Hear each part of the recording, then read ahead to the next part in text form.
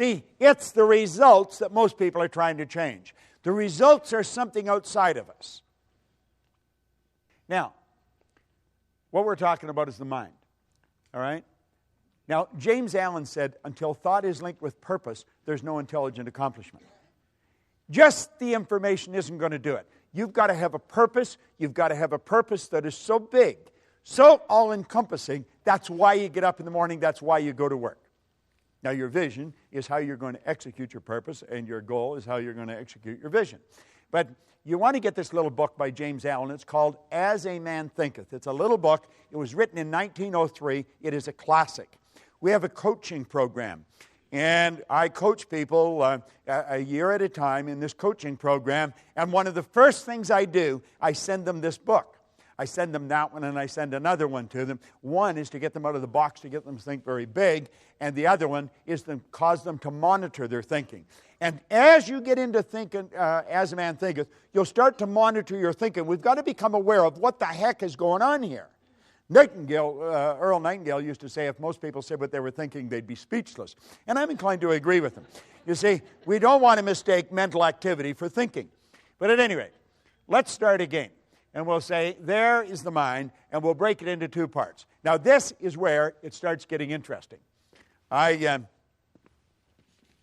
was looking for this book, and I had left it on a chair over here. If you're sitting on that, you've got some great energy flowing through you, I'm going to tell you. Now, I have been carrying this copy with me since 1963.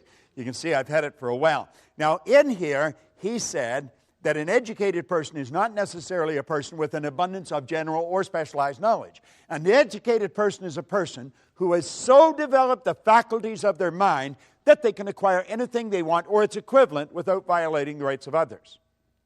How many of you know what the faculties of your mind are? Let me see a show of hands. 1, 2. Isn't this amazing? Hardly anybody knows what they are. How many people have a perfect memory? Just me? How many people would like to have a perfect memory? Now, you see, I want you to just to look around. The audience is from different walks of life, different ages, different gender, and yet nobody had their hand up for a perfect memory. Do you know that every one of us has a perfect memory? Do you know I could teach you how to memorize this book? There is no such thing as a bad memory. There's only weak memories. Memory is an intellectual factor. And you develop your memory the same as you develop your body, through exercise. If I put this arm in a sling and left it there, I think you know in a relatively short period of time, it would be rendered useless. If at the same time I was lifting weights with this arm, I'd have big, powerful muscles here. Now, it's fairly obvious I haven't done either of these things, but if I had, you know exactly what would happen. It's the same with our mind. What happens? People going around, I got such a rotten memory. You don't have a rotten memory at all. You have a perfect memory. Where did you get the idea you had a bad memory? Well, when you were a little kid, you heard your parents say, I got a bad memory. What do? I got a bad memory. You just mimic them. There's no such thing as a bad memory. You have many marvelous mental faculties. And he said, an educated person is not necessarily a person with an abundance of general or specialized knowledge. An educated person is a person who has so developed the faculties of their mind that they can acquire anything they want or its equivalent without violating the rights of others. Yeah, we think, we can't have anything we want. Oh, yes, you can. Every religion teaches you that. All science teaches you that. Where'd you get the idea that you can't? Well, you probably got it from your next-door neighbor, who probably doesn't know much more than his next-door neighbor. So we put these two back together, the conscious and the subconscious mind. Now, we have been programmed to live through our senses. We go by what we see, hear, smell, taste, and touch. And that's pretty well the way we were programmed. You see, they are like little antennae that are hooked up to our conscious mind. They're just like antennae, picks up information from our outside world. So this is the way most of us live. We look at our bank account, that tells us where we're at financially. We look at our report card, that tells us where we are intellectually. A report card just tells you where the child's mind was for a few minutes on a given day a few weeks ago. Has nothing to do with the person's level of ability to move ahead. Nothing. We take IQ tests. IQ will change something like the weather. That's true. You can change in a person's IQ. their intelligent quotient. It can be changed. We know so little about ourselves. You go all through school. We think the important thing in school is to get the person to understand 2 + 2 = 4. That's not the most important thing at all. Most important thing is to start to understand yourself. The important thing is to keep the important thing the important thing. We got to get it right inside. All right? Now, let's look at this. We have what we call the intellectual mind. Now, there's one of your intellectual factors, perception. Let's look at this for a second. What is your name, sir? Mike. Mike? I'm going to tell you there's nothing printed on this book, Mike. Am I right or wrong? You're wrong. You know I'm wrong. There's no question in your mind. You can see it. Isn't that right? Right. What is your name? Joe. Joe? I told him there was nothing in the book. Am I right or wrong? Could be. Well, it could be.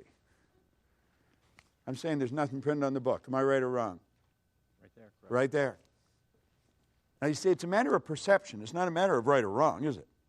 What you see is something on the book. Isn't that correct? Right. What I see is nothing on the book. Now, but you see this, you say, well, that's a cute little trick you pulled on Mike. But it's not really a trick. It's a natural law of the universe. It's perception, and it's the law of opposites. Polarity is a law. Like, I'll tell you that's the right side of the book. You know it's the left. Isn't that correct? Right. There's an inside and an outside. You couldn't have one without the other. If I sliced the right side off this book, and I kept doing that until I took the last slice off, I've also gotten rid of the left, haven't I?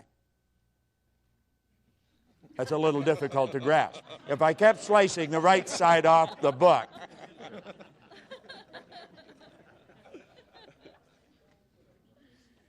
You see, most of us have a perception problem. When we say I'm right and you're wrong, you're right from your point of view, they could be right from their point of view. So it's not a matter of what's right or wrong, it's what works. That's the most important. Would you agree with that? What works? What's going to improve? Do you agree, Mike? It really is. That's the important thing. Now, take a look at the next one. Oh, back that up. Is the will. The will gives us the ability to concentrate. All right? The will gives us the ability to concentrate. I've got a couple of statues of Napoleon in my home. And I think that I have them there for a reason. He reminds me of what I do and what I don't want to be like. Napoleon had a very powerful mind. I don't think he was a very nice guy, but a very powerful mind. One of his biographers called him organized victory. Another one said he had immense capacity for sustained concentration, highly evolved will. The will gives you the ability to hold one idea on the screen of the mind to the exclusion of all outside distractions. The will is what you use when you concentrate. And through concentration, you increase amplitude of vibration. Your energy is more powerful. Okay? Now, the imagination, he'll say it's the most marvelous, miraculous, inconceivably powerful force that the world's ever known. And we've all got one. Let's start using it. Now, we take memory. Memory's perfect. We know what the memory is. It's a matter of developing. Now, your intuition, it's called an intuitive factor. And you develop this intuitive factor, and you're going to find that you'll just be aware of what's going on around you. You can read people like a book. And the last one, of course, is reason. Now, understand this. Yes, you watch this DVD, and you want to put it on and watch it, and you want to get it, and you want to put it on, and you want to watch it over and over and over again, because what we're going into now is very important, and most people never understand it in their entire life. It costs them millions. I could earn $1 million so easy it would make your head spin. Earning money is a simple thing to do when you know how. If you don't know how, you could work all your life and not be able to do it. The conscious mind is the intellectual mind, and the conscious mind can think. This is really important that we understand this. This is what most people do not do. You just watch the average person. They'd never do what they're doing if they were thinking. They'd never say what they're saying if they're thinking. We have the ability to think. We can tap into an infinite power, and we can build any idea in our mind. Now, every great leader, as far back as you can go, have taught us that we become what we think about. What do you think about? All right? Now, you have the ability to accept or reject any idea that comes along. So if you're listening to the news or you're reading the newspaper and they tell you that the economy is going down, you might say, for you, but not for me. This is going to be the best year that I've ever had. During the Great Depression, there was all kinds of people earning millions. Not everybody lost their money. You see, I'm not trying to flatter you, but coming here, yes, one of the most brilliant things you can do. I was talking to a lady right here at the break, and she was telling me that she got a cassette or a tape from, it was Napoleon Hill's Principles. And she was listening to them. She says, things were going really great. And she said, for some reason, I lost it or stopped listening to it, and things started to go in the other direction. Well, we're so influenced by suggestions.